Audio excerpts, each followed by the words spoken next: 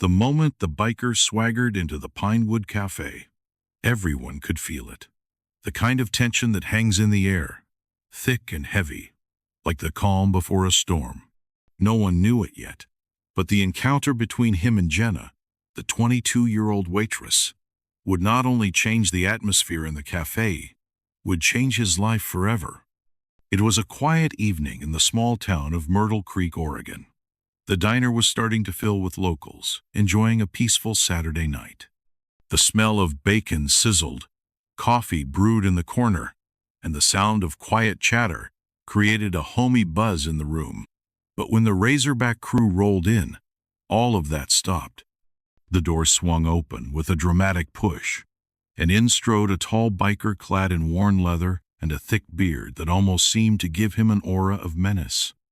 His friends followed closely behind, laughing boisterously, their voices cutting through the calm. Jenna Williams, a waitress with a warm smile and a hardworking spirit, had been serving at the Pinewood Café for over a year. She was used to all kinds of customers, from the regulars to the ones who strolled in with an air of entitlement. But this group, this man, he wasn't like the others. His presence alone made the room feel heavier. "Table for 5?" Jenna asked with her usual professional grace, not letting the biker's intensity affect her. "Yeah, sweetheart, got a nice corner for us?" The biker's voice had a gravelly, almost mocking tone as he looked her up and down. The others behind him chuckled in agreement. The man was already sizing her up as if she were beneath him, just another waitress to be ordered around. Jenna didn't flinch. "Right this way," she said, leading them to a table near the back. But it was clear from the start this wasn't going to be just another shift. As they sat, the group continued to talk loudly, their laughter cutting through the hum of the diner. But Razorback, the leader of the group, was focused on Jenna. He watched her as she moved between tables, pouring coffee and delivering food, his eyes never leaving her. Finally, when Jenna came to refill his water, the biker made his move. "Hey, Razorback said, his voice dripping with sarcasm. "It's a real shame they hired you here. I mean, you're too cute for this job, sweetheart. You'd probably do better working somewhere else, don't you think?"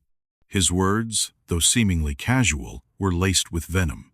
The subtle disrespect, the objectification was trying to assert dominance, trying to belittle her. But Jenna stood her ground. She kept her professional smile and calmly placed the water down. "I'm happy right here," she said, her voice steady, her eyes meeting his without a flicker of doubt. "Can I get you anything else?"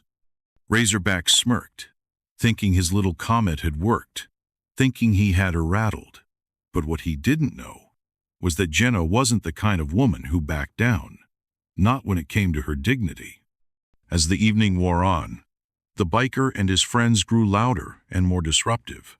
But when the check came, it was clear something was off.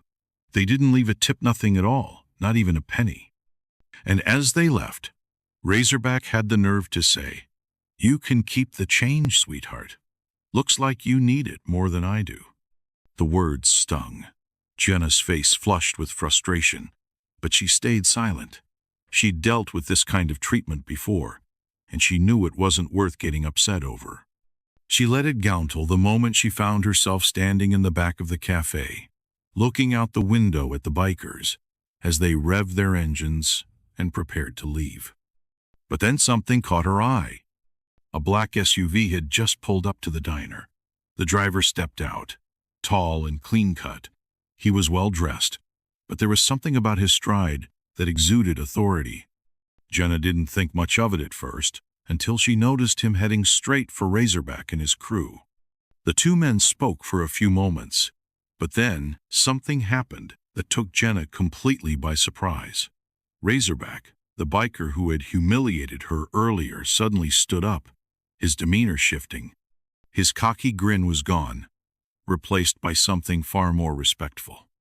Jenna watched, intrigued, as the man in the SUV shook hands with Razorback and the rest of the bikers. The group seemed to be deferring to him, nodding in agreement. After a few minutes, the bikers got back on their bikes and left. As Jenna moved closer, she overheard one of the remaining customers speaking to the new man who had arrived. "That's Tony Larkin, CEO of Larkin Enterprises. You know, the company that just bought out half of the properties around here?" Jenna's eyes widened in shock. Tony Larkin was a well-known entrepreneur. But what had he been doing with Razorback and his crew? And why did it seem like the biker had been so deferential to him? Curiosity piqued. Jenna took a deep breath and walked up to Tony. She had a feeling this man was about to change everything. "Excuse me, sir," she said, her voice polite yet firm. "I couldn't help but notice your conversation with the bikers. Is everything all right?" Tony looked at her with a calm, understanding gaze. He smiled lightly before answering. "Everything's just fine," he said.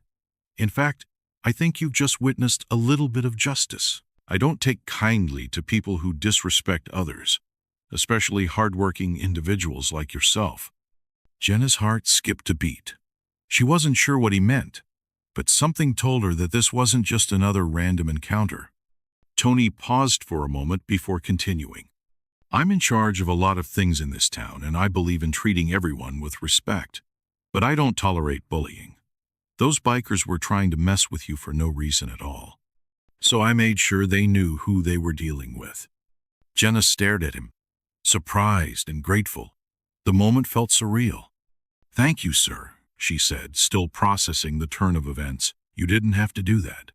Tony smiled again. "Actually, I did. You see, people like you don't deserve to be treated that way. And if I can make sure people understand that, then I'm going to." Jenna was speechless. She hadn't expected anything like this, let alone from a man she had no idea would be watching. As Tony turned to leave, he looked over his shoulder and added one last thing. "You've got a lot of potential, Jenna.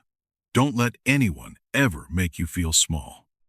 And with that, he was gone. The bikers, now gone themselves, would never know what had truly happened that night.